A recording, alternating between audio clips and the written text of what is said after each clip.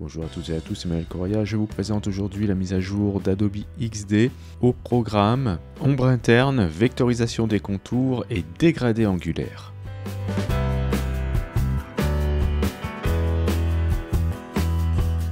J'en profite pour vous rappeler l'existence de ma formation sur le site tuto.com concernant XD. Donc c'est une formation complète sur ce logiciel d'une durée d'environ 10 heures. En plus des cours théoriques, un projet accompagne la formation afin de mettre en place justement tous les aspects techniques du logiciel.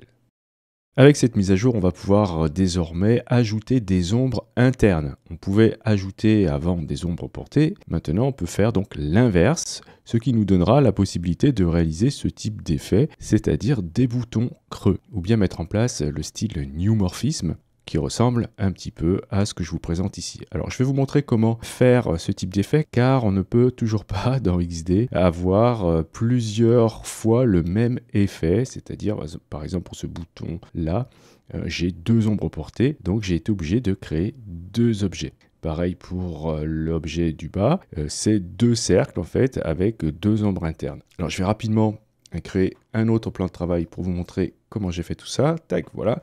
Je crée mon plan de travail. Le secret ici, c'est d'avoir un fond qui ne soit pas blanc. Donc j'ai choisi cette couleur-là pour le fond. OK. Et je vais ensuite créer un bouton. Alors avec l'outil ellipse, je ne vais pas mettre de bordure. Et pour le fond, eh bien, j'utilise exactement la même couleur que le fond de mon plan de travail.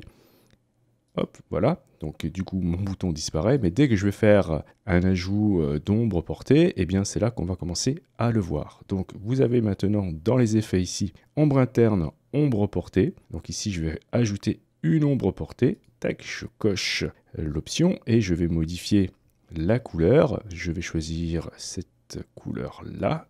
Voilà, une couleur un peu bleutée.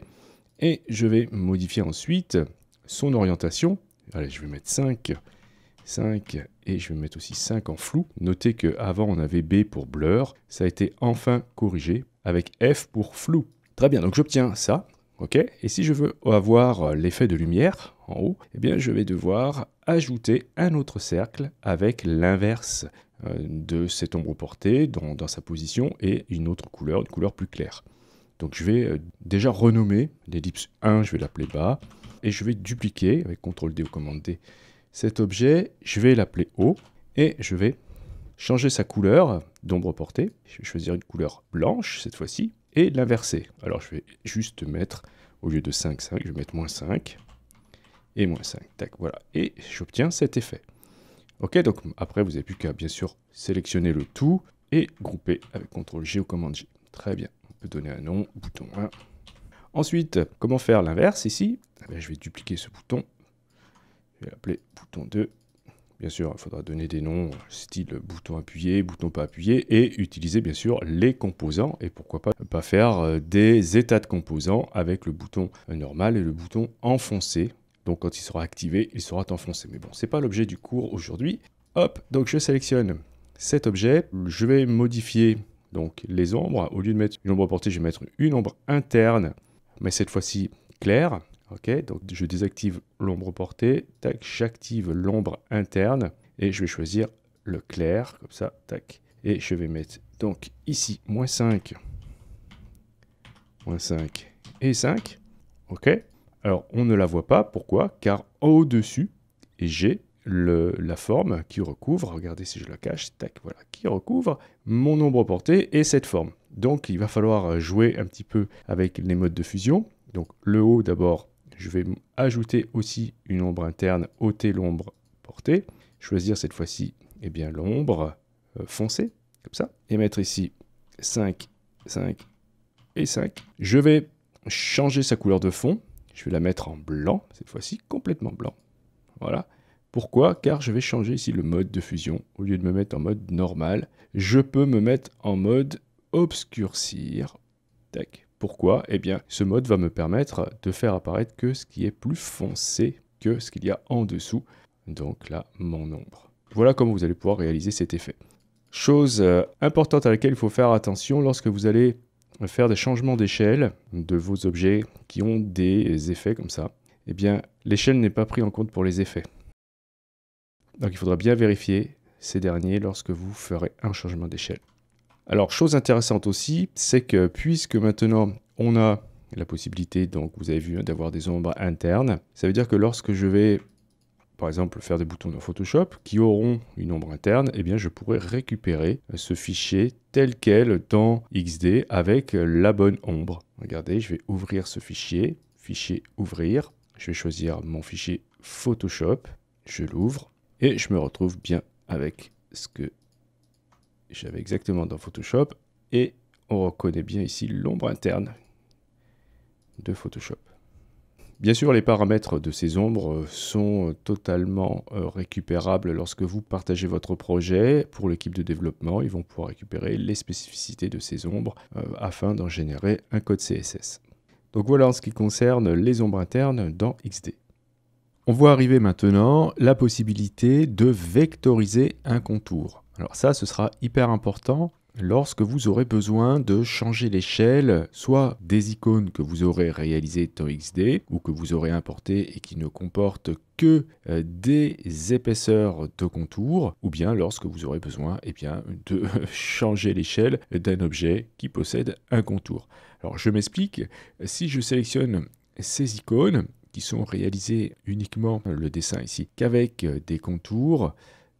Regardez, tac, voilà, je n'ai pas de fond, j'ai juste une bordure. Si je sélectionne donc ces icônes et que je fais un changement d'échelle, eh bien, on va s'apercevoir, alors je vais les dupliquer pour vous montrer, voilà, on va s'apercevoir que les contours ne changent pas d'échelle. Il en est de même, remarquez, pour les effets et les arrondis. Ok, donc là, par contre, aujourd'hui, on va s'intéresser qu'aux bordures, qu'aux contours. Eh bien, maintenant, vous pouvez demander à XD de vectoriser les contours. Alors pour cela, eh bien, vous allez sélectionner, par exemple ici ma clé, les tracés que vous souhaitez vectoriser. Donc je sélectionne l'ellipse ainsi que les trois lignes. Et je vais dans le menu Objet, dans Tracer, trouver la commande vectoriser le contour ici.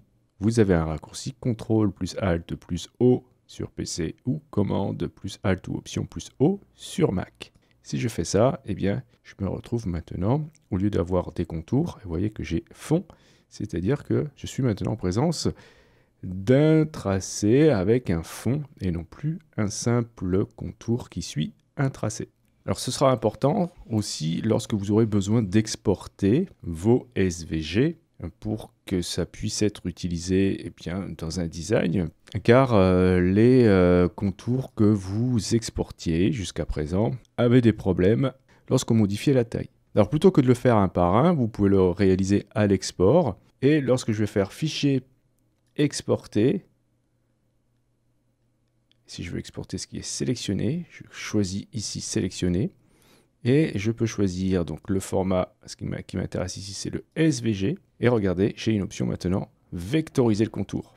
Donc si je coche cette option et que je clique ensuite sur exporter, eh bien je vais pouvoir exporter ces icônes en SVG avec le contour vectorisé, ce qui ne me posera plus de problème lorsque je vais faire des changements d'échelle de ces icônes. Autre chose intéressante avec la vectorisation de contours, c'est qu'on va pouvoir maintenant commencer par faire une forme, lui ajouter une épaisseur. Là, j'ai ôté le fond, d'accord? Hop, voilà, par exemple, dire qu'on vectorise le contour en allant dans le menu Objet, Tracer, ou alors vous utilisez bien sûr le raccourci, je vectorise le contour, tac, et maintenant, vous voyez que je me retrouve avec un fond.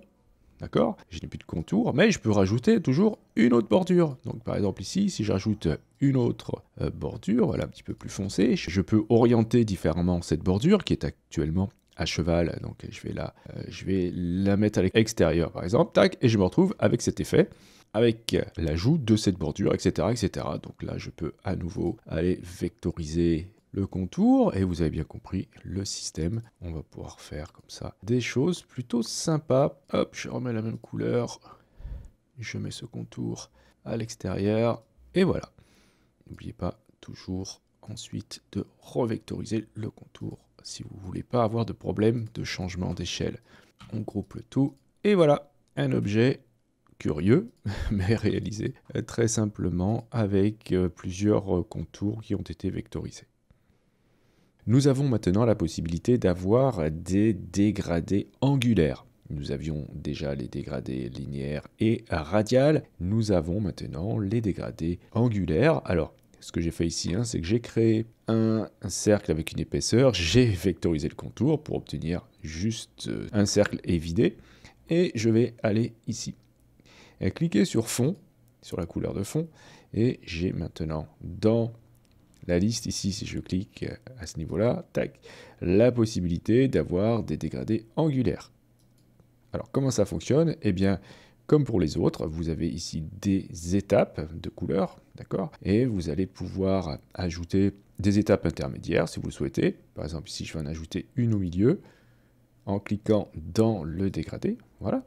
Et je vais mettre quelque chose d'un peu plus foncé. Et celui-ci, je vais le remettre un peu plus clair comme ça. Voilà, juste pour vous montrer ce que ça donne. Donc, vous voyez ce que j'ai. J'ai maintenant 3 étapes qui apparaissent ici. Donc, j'ai la première étape qui est là. Si je clique sur celle du milieu, tac, elle se surligne dans mon document. Et la dernière étape est ici. Ok.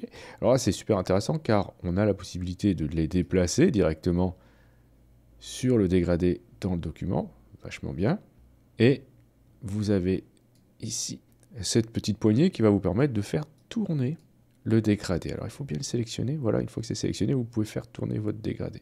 Voilà. Alors attention, ça c'est pas animable. Si vous voulez animer un dégradé qui tourne, il faudra faire tourner la forme. On va pouvoir notamment, grâce à ce type de dégradé, réaliser des effets de matière métallique. Par exemple, si je fais ici un cercle, je ne mets pas de bordure dans le fond, je remets un dégradé angulaire. Et si je mets la même couleur pour le début que la fin, tac, donc j'ajoute la couleur ici, je vais la mettre là, comme ça, vous voyez, donc forcément j'ai plus de dégradé, mais je vais pouvoir rajouter ici, au milieu, des effets de reflets avec d'autres couleurs, comme ça. Donc voilà en ce qui concerne ces nouveaux dégradés qui viennent d'arriver dans XD. À vous d'imaginer tout ce que vous allez pouvoir faire avec ce type de dégradé. Voilà en ce qui concerne ces nouveautés dans cette mise à jour d'Adobe XD.